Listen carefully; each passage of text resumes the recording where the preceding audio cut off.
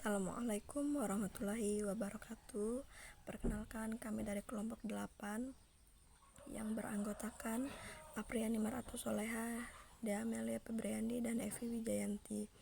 Di sini kami membahas tentang syarah hadis Nabi Shallallahu Alaihi Wasallam tentang aturan dalam berjualan emas dan perak.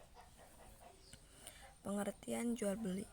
Jual beli adalah tukar menukar barang. Hal ini telah dipraktikkan oleh masyarakat primitif ketika uang belum digunakan sebagai alat tukar menukar barang, yaitu dengan sistem barter yang di dalam terminologi disebut bai al-muqayyadah. Ini adalah hadis Nabi Shallallahu Alaihi Wasallam tentang aturan berjualan emas dan perak.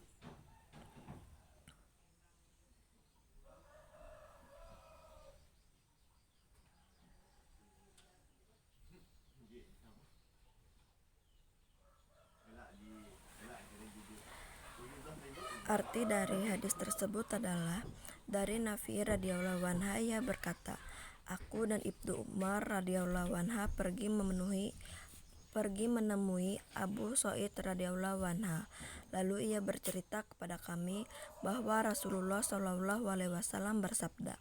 Ia mengaku kedua telingaku ini benar-benar mendengar beliau bersabda, janganlah kalian menjual emas dengan perak kecuali sama beratnya, dan perak dengan perak kecuali sama beratnya.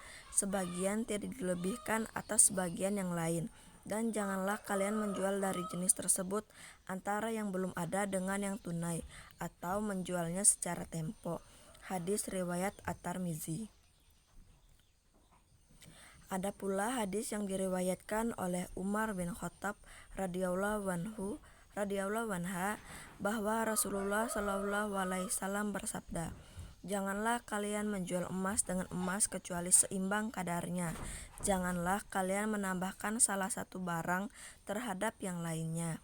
Dan jangan pula kalian menjual uang kertas dengan emas, sementara salah satu dari keduanya barang itu ada sedangkan yang lainnya tidak ada.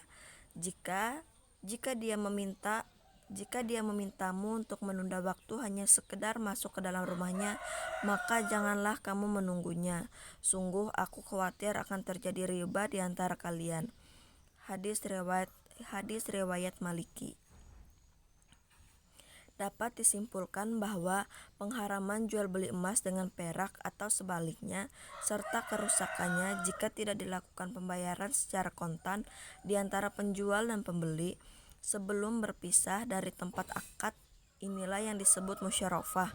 Pengharaman menjual biji gandum dengan biji gandum atau tepung gandum dengan tepung gandum, serta kerusakannya jika tidak dilakukan secara kontan sebelum penjual dan pembeli berpisah dari tempat akad.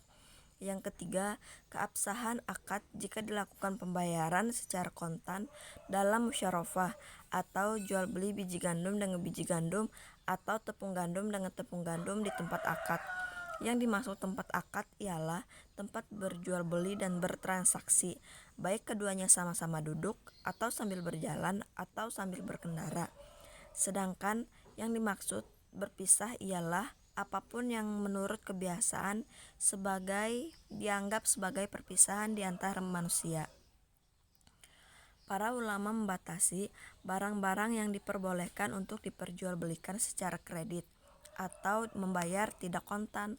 Emas termasuk barang yang tidak diperbolehkan untuk diperjualbelikan secara kredit atau tidak tunai. Alasannya karena dalil syara yang melarangnya. Emas termasuk ke dalam 6 barang yang dikategorikan barang-barang ribawi. Di antaranya yaitu ada emas, perak, gandum, jewawut, kurma, dan garam. Ilatnya yaitu bahwa emas dijadikan sebagai patokan harga dan merupakan alat pembayar yang fungsinya sama seperti mata uang modern, yaitu uang kertas.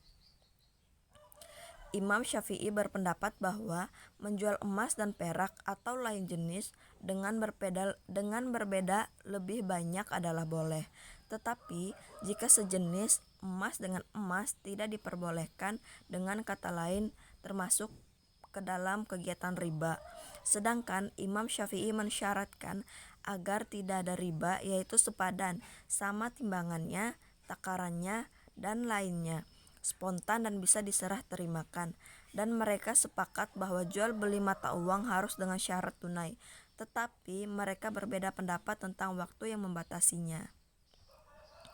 Selanjutnya, jual beli emas secara kredit menurut ulama mazhab.